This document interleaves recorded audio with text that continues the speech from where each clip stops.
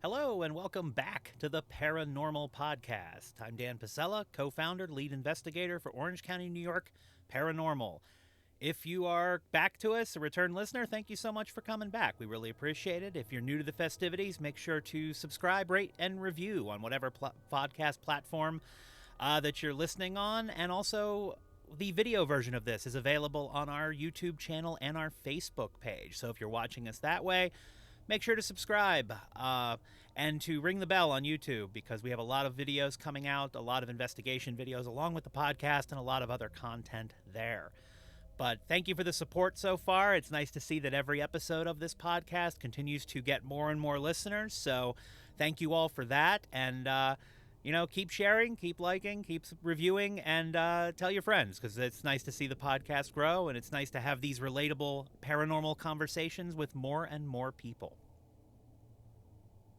So, what is the topic of today's episode? Well, we're going to talk today about some of our favorite mistakes that we've made and what we've learned from them and how we've adjusted to them and what exactly we did wrong and what it led to down the road. We're also going to do a deep dive into a recent investigation video that came out about the Gilboa Museum. There's a lot to talk about with that. If you haven't seen the video, I'll put a link in the description. It's also available on our YouTube channel and Facebook page, but I want to talk about some of the interesting things that happened in that really interesting location. But first, we want to talk about mistakes. And, mistakes are interesting because, first of all, nobody's perfect. I mean, we aren't perfect. Nobody's perfect. And one of the things that I always say, because I do a lot of public speaking in my professional life, is, we're imperfect beings talking to imperfect beings. And there are a lot of mistakes that we make, and some are just regrets and some are mistakes. There's a difference, and I'll talk a little bit about that as we go through it. But the ones we're going to talk about today, the specific instances, these are the ones that keep us up at night. They keep me up at night, and man, you wish you could correct it. And, in life, we've all done this. We all have things that, we lay awake in bed at night thinking about. For us, though, it's more about missed opportunities. It's about flat out errors that hindered an investigation, something that we missed that ended up causing physical harm. And, most of these, when I was going through and trying to pick the three of these I really wanted to highlight, it all happened kind of early in our adventures, or in terms of Emily and I going solo. Because, as I've said in previous episodes, we started out doing the group thing. We started out buying tickets to events, and we just sort of set out on our own. But mistakes were bound to happen, and it seems like a lot of these are from the early years. But again, the reason why they're mostly from the early years is we learned from them and we grew from them. So that begs the question, why call them our favorite mistakes? And they're my favorite mistakes because I actually do cherish them. I do cherish them. They're not, one of them specifically is not a fond memory. But the rest of it is, it's annoying. Yeah, it's agitating. But at the same time, it keeps me from just sort of being, laissez-faire when something's happening in an investigation. It taught us that you can't just assume that everything's going to work. You can't just assume that words that come through a piece of equipment or a foreboding feeling or a foreboding warning don't mean something. You can't just... you have to learn to put two and two together. And when you start out, you're not as good at it. And it's because of these mistakes that we've gotten very good at connecting the dots and understanding what things mean and understanding how this whole thing works to prevent us from having even more mistakes that we'll cherish. Because as much as these are our favorite mistakes, I don't really like making mistakes. Most people don't. I'm very OCD. If you don't believe me, go back and listen to the episode about how we prepare for an investigation. So mistakes bother us, but they also teach us to be better at this. And we're better for all of these mistakes, even though one in particular was pretty nasty and caused some physical harm. So the first one that I want to dive into is really just a missed opportunity that still bothers us.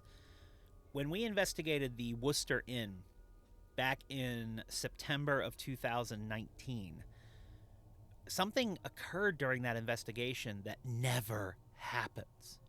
As I've stated in previous episodes about paranormal television, when we investigate like a hotel, the hotel doesn't close down. We can't pay the hotel to close down.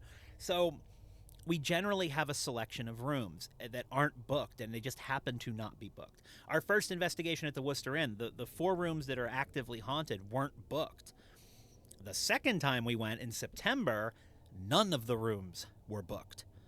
We had the entire hotel to ourselves and did not take adequate advantage of it. Every room was empty. Every hallway was empty. We could have done so many things, so many experiments. Now, we did not know this was the case until we got there, and right before we started, the owner, Jim, said, "Oh, by the way, you're the only people in the hotel tonight." If we had had some time to really wrap our brains around that, we would have probably come up with more. But there's a couple of reasons why we made this mistake. And I think it all really boils down to we thought we'd have another chance. The Worcester Inn was not really that busy in the time of year that we were there. It got filled up, but there were plenty of nights when no one was there, especially during the week and sort of off season for upstate New York. So we had a standing invitation to investigate there whenever we wanted. We thought there'd be other nights. It turned out that was the last night. And we never thought that would be the last time that we would ever investigate there. As I said, this was September 2019, and in February of 2020, we did an event there with some friends of ours, and it was really well attended, and everybody was very happy about it, and it was a lot of fun. Not an investigation, it's an event. They're very different things, as I've talked about in the past. We all know what happened in March of 2020 with COVID-19 and the whole shutdown, and actually, we were supposed to investigate there again in April, and we had to cancel it because of the COVID-19 shutdown.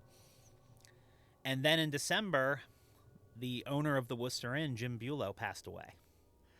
And Jim was an amazing guy, and we would not be doing any of this, regardless of where we are or what we're doing. None of it would be without Jim. Jim was the first owner of any location that took us seriously. He was the first owner of any location that believed in what we were trying to do. And we had a couple of disastrous first investigations. And if it weren't for Jim really buying in and understanding what it was that we were trying to accomplish and giving us access that no one else ever gave us, we would not be here now. So rest in peace, Jim. He was a dear friend.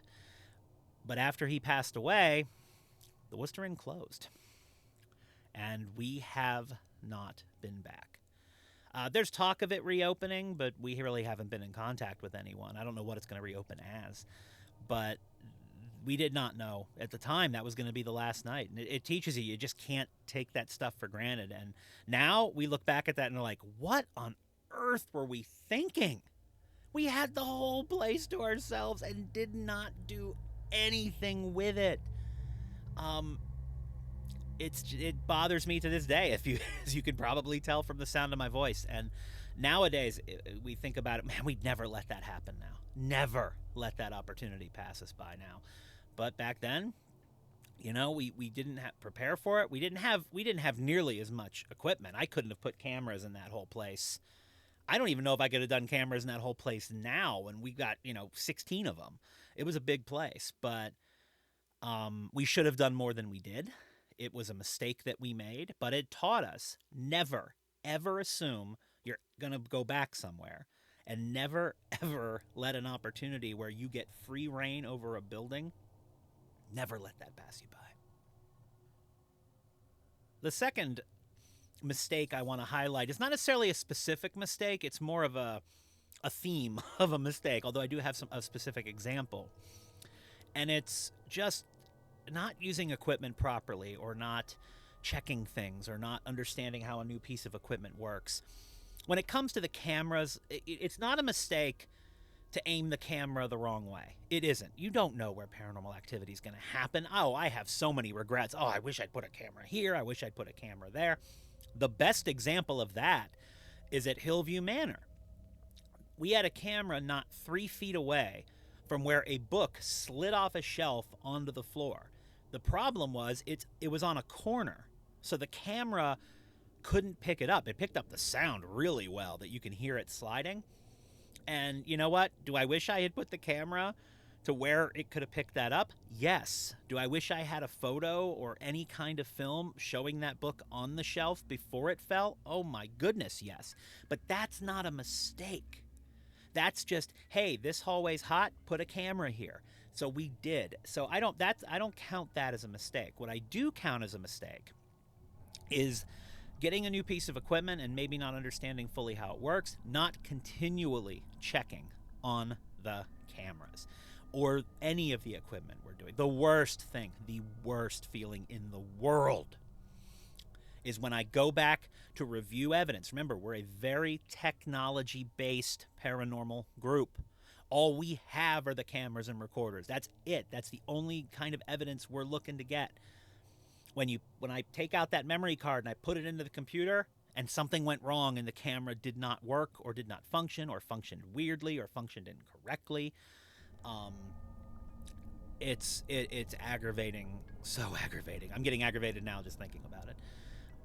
Probably the most aggravating example is from a farmhouse we investigated in Sharon Springs, New York.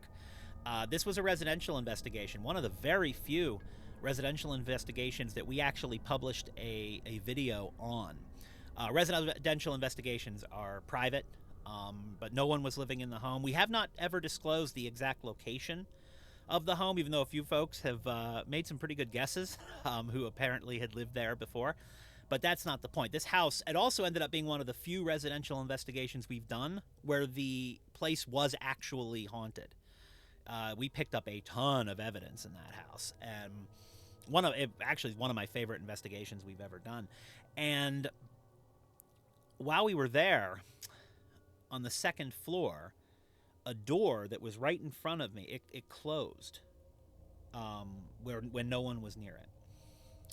And I heard it do it because it was, dark, so I couldn't see it, but I had heard. There wasn't a lot of ambient light. This thing was out in the country. And I also remember it was about minus 10 degrees that night, so it was very cold. But the door closed. I heard it close. We put our flashlight on it. It had closed. And I'm like, wow, that's amazing, because I have a stationary camera 15 feet behind me that caught it. It caught it. At least I thought it caught it. When I went back to review the evidence, this camera, which I had just recently purchased, it didn't stay on. It recorded for the first 40 minutes. The external power source I used apparently wasn't compatible with it, and it turned off and only recorded the first 45 minutes, and this event happened toward the end of the investigation. So, didn't capture it on camera, therefore, didn't happen. And I'll never know whether that was paranormal or not. It may not have been. It may have been that we bumped it coming in, we knocked something that was holding it open, we tripped over a wire. It could have been one of 1,000 things. But the thing that bothers us the most is we'll never know if that was paranormal or not, because we never got a chance to look at it. We never got a chance to study it. We never got a chance to debunk it. And so that's the most aggravating part of that. That's a mistake. It's not that we aimed the camera exactly in the right place. The mistake was not knowing the camera well enough, because it was a new kind of camera, and B, just not checking it. Not checking. And that is 100% on me. I am the tech. I am supposed to be on all of this. And I wasn't, and I didn't, and we missed out on what could have been an amazing piece of evidence, or just something we ended up debunking. But we'll never know. And that's the frustrating thing, that we will never, ever know if that was paranormal, and it's my fault that we'll never know because the camera malfunctioned. Now, what do? Oh, I'm obsessed. I'm obsessed with checking the cameras. In fact, I've actually rigged all of our stationary cameras up with the kind of external batteries that have indicators on them, so I can see when they're functioning. I can see when they're working. I check them every time I walk past them now, because I just live in fear that that's going to happen again, that something amazing is going to happen, and because I didn't do something right, we don't get it. And that's Drives me crazy. To this day. To this day. I'm still mad about it, and it was about 3 years ago. So this last one's a little more serious, because it ended up with some physical harm, and it was more of a series of mistakes leading to something bad that happened that we should have seen coming. And this was from the Burlington County prison in Burlington, New Jersey. This is one of the first times, like I guess the second time we were actually like out doing this, filming, trying to, document evidence instead of just experiencing the paranormal. And it's a jail. And so, prisons are different. Prisons are not always the most friendly people in the world. We catch very interesting words in prisons that we don't get anywhere else, and I'll bet you can guess what some of those words are. I can't say them on a podcast, but I bet you could guess what they are. And we should have seen what ended up happening coming. Maybe not the actual event itself, but that something was going to happen. So we were there, and it had gone just fine, and we got some really good evidence there, and it was we had to be out of there about midnight. And at 11 o'clock, I'm walking through like the lobby. It's a museum now. So I'm walking through the lobby with my camera, and a loud bang on the front door. And I'm like, okay, I would love for that to be a spirit, but I don't think it is. And then the door swings open, and a policeman aims a taser at me. And I'm really lucky he didn't tase me, because I was holding one of our handheld cameras, and in the dark, that kind of looks a little bit like a gun or a taser or something.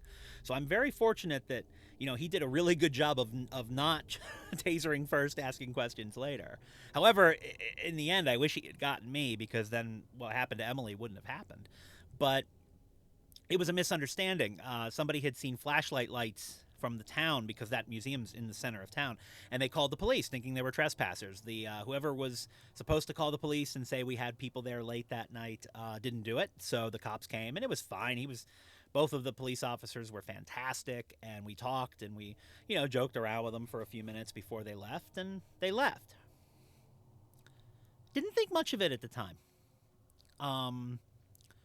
but Emily and I were the two people, because there were some other few folks there too, but Emily and I were the ones who spoke to the police officer, and were talking to him, and and being jovial with them and everything. Didn't think much of it. I mean, looking back now, it should have been obvious. Okay, we're yucking it up with a cop in a prison.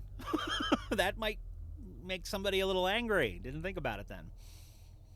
So we're upstairs on the second floor. I believe that's the top floor, and of this prison, and we're walking around, and it's very 19th century prison-like. And we're just doing some work in a cell, trying to get some audio, asking questions, all the usual stuff, just trying to kind of put a lid on the evening. And the Ovulus gives us a couple of words. For those of you who aren't aware, an Ovulus is a phonetic generator, and the concept of the Ovulus is that it throws out a list of words into the electromagnetic spectrum and allows spirits to select those words to communicate. That's the theory behind it. The Ovulus device, it's proved itself to me for some of the really just bang on the money stuff that it has said. I've had more instances with the Ovulus where it will say something, like it'll say a word, and then I'll have a camera nearby that'll pick up an EVP, a voice of the same word. So that piece of equipment has proven its legitimacy to us, simply because we've got so much evidence of it being right, being relevant, and also I love when one piece of equipment backs up the evidence captured by another. That's the best. And it's happened with the Ovulus at least half a dozen times. So we're sitting in the cell with the Ovulus, and it says angry and living. Those are the two words that pop up. It was our first time using an Ovulus device, and again, we didn't think much of it, and I don't know why. I mean, it's the inexperience. That's really what it was. It's not putting two and two together. It's being excited at the prospect of getting something, but not actually thinking about what you're getting, what you're saying, where you're standing or sitting when it said it, and what that could possibly lead to down the road. So angry and living. 10 minutes later, we're walking down the cement stairs. I'm in front, Emily is behind me. And she is pushed very hard by an unseen force. Pushed so hard, mind you, that when she hit me, she didn't slow down. She actually accelerated through me. Physics doesn't work that way. And I'm a big dude, and I should slow down anything that runs into me. She went through me like I wasn't even there. And to give you an idea of how hard that push was, I had to peel the gray paint of the railing off of her front teeth. That's how hard she hit that. And she had 2 black eyes for almost a month after that. I always give her credit. That was our second solo investigation, and she was like, "No, I'm good. I'm good. Once I recover, we'll be good to go again." I know a lot of people who would have been like, "Nope, done. I am done. That is it." Emily, I think it just actually made her even more interested in what was going on. And, she recovered just fine from that. We've done other prisons, so if there was any kind of lasting phobia from that, she's conquered that. But looking back, it was foolish of us to not see the signs, and it was a mistake that we didn't see the signs. A police officer comes at 11 o'clock. Emily and I talk to him jovially, talking to him very nicely. And so from the eyes of a spirit, we brought the police there because the police wouldn't have been called if we weren't there. Then 30 minutes later, we get angry and living. So whatever's there is saying, I'm angry at the living. We're in a prison. We should have seen something coming. We should have seen what was going to happen. And honestly, I'm sure the energy in the building changed too. But again, we were so inexperienced at that point. Now we're much better at feeling the energy and feeling the shifts in tone and the shifts in mood. And when it gets heavier and when it gets a little bit, we're really good at that. Emily's way better at that than I am. But, your body's a tool. In paranormal investigation, your body's the best tool. And the more you fine tune it, the better the tool becomes. So I think if that had happened today, we'd be like, all right, hold up a second. Let's take stock as to what's happened here. And let's just be extra, extra careful to make sure that nothing bad happens. But we didn't. We didn't. And Emily paid the physical price for it. 2 black eyes. Like I said, I had to peel the paint off her teeth. And she looked way worse than she felt. But that was a jarring experience. I ended up on the floor too. But I mean, because she knocked me over. But I didn't get it at all like she did. She bore the brunt of that. And what it taught us was that it's not enough just to have communication. It's not enough just to have a word come through the ovulus or something come through the spirit box or something come through the phasma box. You have to analyze everything that comes through because it may seem irrelevant at the time. It all seems irrelevant until you're laying on the floor of a prison covered in dust with 2 black eyes, having to have the gray paint of the railing of the stairs peeled off your teeth. It was a mistake that we both made, ignoring the signs. It's a mistake we'll never make again. And in the long run, something like that was probably going to happen, and something like that probably happens to every investigator at some point. Maybe not that severe, but there's something that happens where you're like, why didn't I see that coming? Really? And that's ours. And I'm not glad it happened. We really wish it hadn't. But thankfully, nobody was hurt in the long term. Nobody was seriously hurt. Emily has done 60 investigations with me since then, and it was a mistake. But it's a mistake that taught us a very valuable lesson. And honestly, I'm glad we learned it early because we probably stopped more incidents like that from happening just by being aware of the fact that they can. So that's a look back at some of our favorite mistakes, if you will. And like I said earlier, they're our favorite because they taught us lessons that we carry with us to every investigation and everything we do now. And I hope if there's any aspiring investigators out there or new investigators out there, take heed of what those mistakes were so you can try to avoid them. Don't worry, you'll make plenty of your own mistakes. We make a mistake every investigation. There's no perfect investigation. There just isn't. But avoiding the big stuff, that's what you want to try and do. So what I want to talk about now is we had an investigation video come out on our YouTube channel and our Facebook page. I'll put a link in the description if you haven't seen it, on the Gilboa Museum. And it's been really well received. Thank you to everybody who's checked that out. And I wanted to talk about some of the stuff that we found, because that was a fascinating investigation. And I want to spend a few minutes just kind of doing a deep dive on some of the stuff that we don't we don't go deep in the videos on each piece of evidence, but I in a platform like this, it's nice to be able to expand. First of all, the one thing about that location that was really nice was how small it was. And it's not a small building, but compared to some of the places we go, it was kind of nice to not have to set up 6 cameras and, split up and need a team of people. It was 3 rooms. You had 2 rooms upstairs and a basement. And it was nice. I can't remember the last time we were able to just sit in a room for that much time and just feel it and experience it. Because when you do an investigation of a large location, yeah, you try to do those things, but a lot of time you're on a limited time schedule. And you want to make sure you get everywhere. So I think there's the temptation to go a little quicker than you want to go sometimes. And it was nice to be freed of that. The evidence was really good. I wasn't sure. I wasn't sure when we agreed to go there that we were going to get much of anything. I had never heard of it. And that's the best. Those are the best kind, by the way. The ones you've never heard of. Oh my goodness. Those are my favorite places to investigate. You can have the famous ones. I will take 100 Gilboa Museum kind of locations.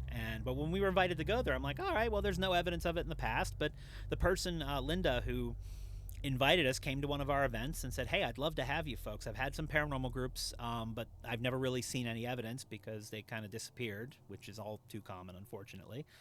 And we said, sure, absolutely, because, when it's hard enough to get locations, as I talked about in the previous episode of the podcast. We'll take an invite. Oh, my goodness, yes. So we got there, and I'll tell you, is any skepticism I had over whether we were going to get any evidence there quickly died once I got in the building. Because Emily and I both kind of looked at each other, and the way that we look at each other when we have this feeling, and we're like, yeah, there's energy here. Now, what surprised me about the energy is that the energy kind of knew what to do. And what I mean by that is usually when we investigate a place, and it's not a place that's investigated a lot, the first time we don't always get a lot because, dealing with the dead is a lot like dealing with the living, and we are complete strangers to these folks. And a lot of these spirits are supposedly school children, so they're going to be standoffish regardless, let alone to 2 complete strangers. I don't walk up to a complete stranger and start talking to them. Why should we expect spirits to do that? It took them a minute. It was a good, we got a couple EVPs before we even began, but the intelligent responses started coming through after we had been there for a while, and I think the spirits got comfortable with us. When I asked a spirit in the schoolhouse area to knock on the wall, and you get a clear yes, and that, they didn't knock on the wall, but they said they could, which happens a lot, weirdly, where we'll ask them to do something, they'll say they can, but they don't actually do it. That happens a lot. I think it takes, my guess on that is that it takes less energy to say yes than it does to actually knock on the wall hard enough to make a noise in terms of the amount of energy that's needed, depending on the kind of manifestation that you get. But I think the most interesting part of that investigation is the whole math thing. Check the video out if you haven't seen it, but in the school, this was a schoolhouse way back, and they have a room set up to, with a desk and with the pictures of the schoolhouse and some artifacts and stuff like that. And Emily's just talking about lessons and talking about subjects. She's a teacher, so we thought, hey, put her in there. That's perfect. School is in session at the Gilboa Museum for the first time in many years. And she's talking about different topics, and when she starts to talk about math, the K2 meter, the electromagnetic energy detector, that when it senses electromagnetic energy, it will spike, it will light up, it will indicate, and the more it lights up, the stronger the energy is. It wasn't doing it the entire night leading up to this. It had been sitting there for 2 hours before it did anything. And she says, what about math? And it lights up. And then she says, she calls to me. She goes, hey, Dan, I think whatever it is likes math. It flashes again. And then we get an EVP, a voice, a whisper saying, I like math. It's the dictionary definition of an intelligent response. And that's pretty exciting. That's a really, really cool coming together of different types of evidence, where you have the K2 spiking, and then you have an EVP, an electronic voice phenomenon that our equipment picks up. We can't hear it, but the equipment hears it. And so later on, when we're looking to review it, we're like, oh, that was one where I was like, whoa, wow, that one was pretty cool. And that one's definitely going to be one of my favorites. That'll be one we highlight at the end of the year, probably, as one of our favorites. I hope we catch a lot that are just as good as that the rest of the year, but that one's a great one. And I made the comment that I've never once been scared, really, while doing this, and that's true. But now that we've run into a spirit that likes math, I'm terrified. Because, wow, I mean, being a spirit's not scary. Loving math, that to me, scary. I was a terrible math student. My father was a math teacher, so that went over real well in my house. But that investigation, now, I don't know if the weather had anything to do with the activity being higher than I sort of anticipated for a first investigation, because there were some nasty, nasty storms coming through the area. So much so that we actually started the investigation early so that we could, because we didn't want the weather to just rain us out. Paranormal equipment, especially the audio, is extremely, extremely sensitive. And like if you're outside and it's raining, you'll hear each individual raindrop hit a recorder. So thunder and lightning and hard rain can ruin an investigation. We did an investigation of Hyde Hall that got completely ruined, and we've never actually published any of it because there was nothing really to publish. It just destroyed that investigation. So, but a giant storm was moving in, and when storms move in, thunder, lightning, a lot of electromagnetic energy in the air, and that can, in theory, spark paranormal activity. Was that why we got so much good evidence and good activity? I have no idea, because I've never investigated that location when a storm wasn't moving in. So I don't have a control group as to what the normal amount that you get. And actually, with paranormal investigations, there is no control group. That's why paranormal studies don't hold up well against scientific method, because there is no real control group. But that's another episode. I talked about that, I believe, in the second episode of the podcast, the definition debacle. Check that one out. That's an interesting conversation based on some books I read. So, great location. We enjoyed it. The video, everybody, the museum's happy with it. Everybody who's seen it, I'll put a link in the description. Great investigation.